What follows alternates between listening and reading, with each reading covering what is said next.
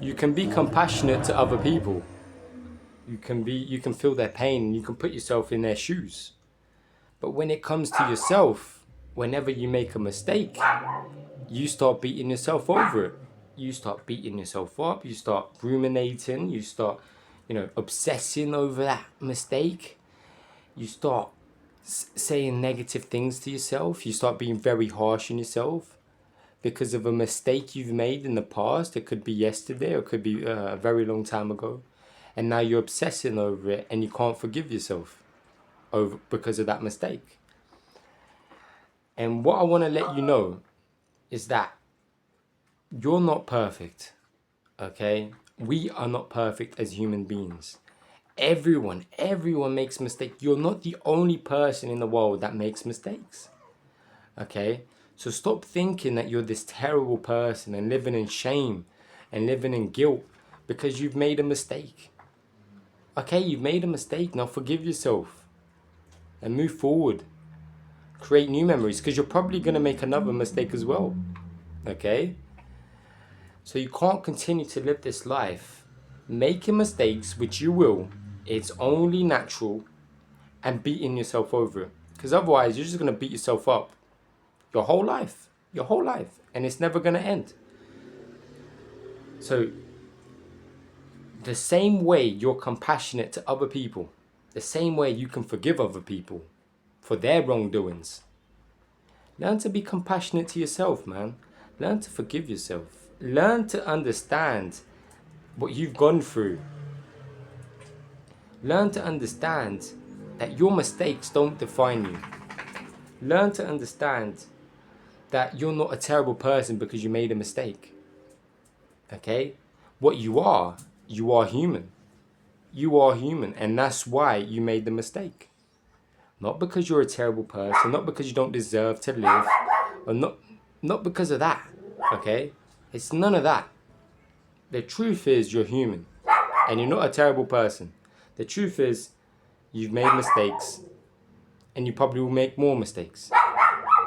And the truth is, no one in this world is perfect. Sorry for that dog barking, I can't do nothing about that. But I just want to say, I lost my train of thought now.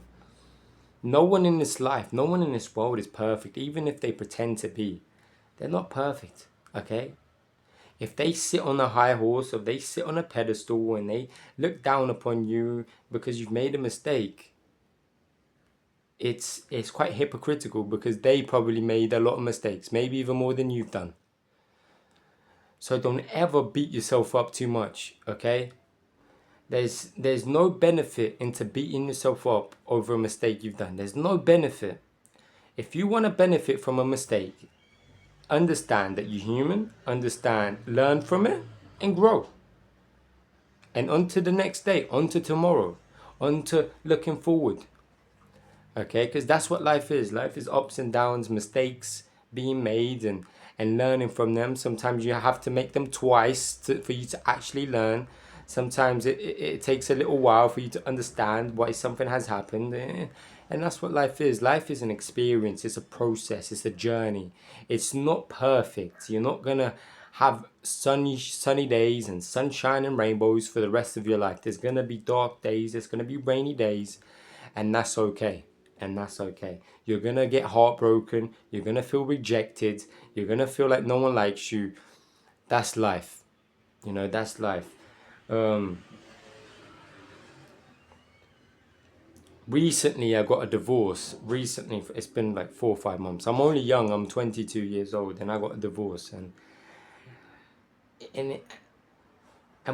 me and my ex-wife used to go to church. We used to go to church, and we had our friends there, and we had a sort of like a community. And what happened was, my ex-wife, she said that I was abusive to the police, to the people at the church. And the reason she did that is because she didn't want me to, she was using my daughter, my newborn daughter, to attack me and hurt me and create pain in me, because she knew that the only way that she could create pain in me is by making me not being able to see my daughter, okay, creating distance between me and my daughter, my newborn daughter. And she knew that that would hurt me. And that's what she did. So she said that I was abusive. She said that I was violent to her. She said that I kidnapped her. She said, and all of this, it took a toll on me because now people thought I was abusive. Now the police were after me, and I had to pay a lot of money to my lawyers to defend me. And I lost my community. I lost my friends. I've lost everything. And I started to feel terrible with myself. I started to feel guilty, even though I didn't do anything, even though I did not kidnap her. I started to feel, oh my God, what did I do wrong? You know, what did I do wrong? Is it me? Is it my fault she did these things? What did I do wrong? And I started to feel guilty. I started to feel shame. And I never laid a finger on her. I never violently attacked her, or I was never abusive to her verbally or physically. I never even touched her in a way to harm her. Yet, she told everyone that I harmed her. She told everyone that I was abusive. And then the whole church that we used to go to, the pastor, the brothers, the sisters at the church, they all hated me. They all hate me. And to this day, they still hate me. And that's why I don't go there no more. And I started beating myself up over it. I started to think it was my fault. I started to think I was a terrible person. I started to think maybe I am this kidnapper. Maybe I am. And even though I didn't do it, I started to feel shame. I started to feel guilt. And then I said, hold up, wait a minute. What is reality? What is the truth? What is actually happening?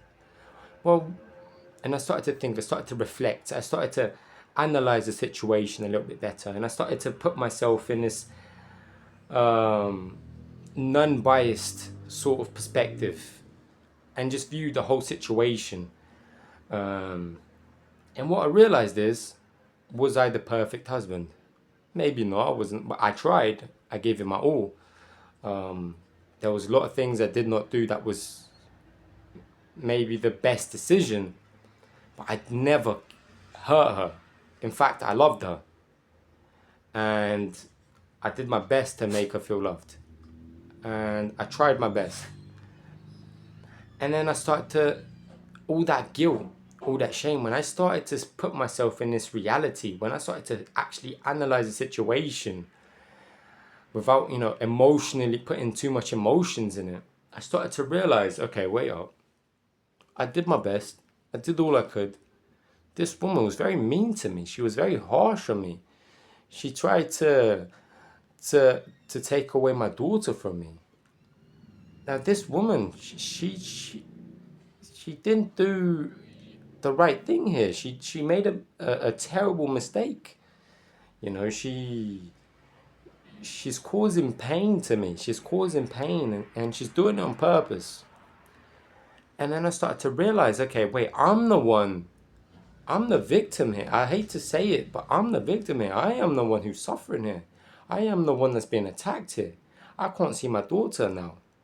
I can because I paid the lawyer a lot of money so I can see my daughter now. But she tried to take that away from me. And I am not a dangerous person at all. Yet, she wanted to take away my daughter from me because she knew it would hurt me. And I started to analyze that situation. I was like, I'm not the bad guy here, okay? I'm not crucifying her, okay? What she's doing is a terrible thing. It's quite evil, actually. But, that's on her, okay? I have no control over her decisions and what she does with her life. If she wants to do that, if she wants to be evil, okay. There's no bad feelings towards her no more. But I just want to say, I started to analyze and put myself in a situation where I could just see the truth. And the truth is, I'm not the bad guy. I'm being hurt.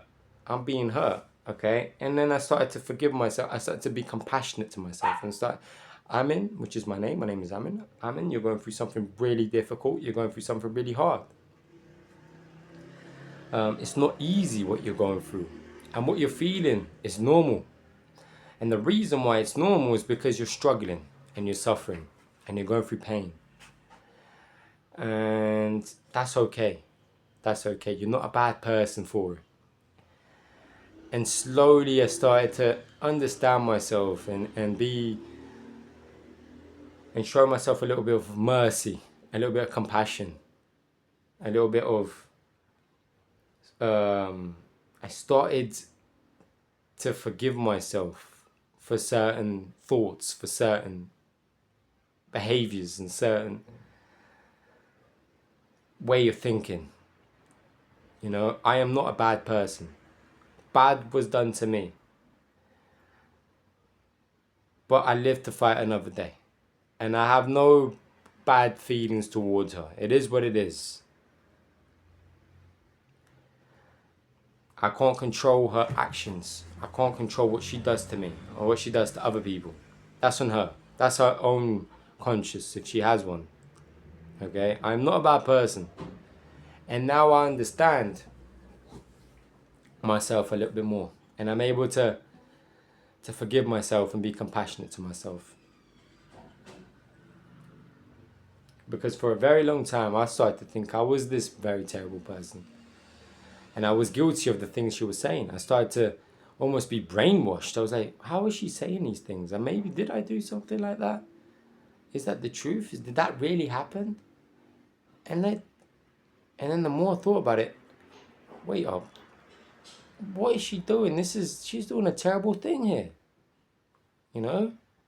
She's doing something really evil. She's doing something that's really harming my daughter and harming me. You know?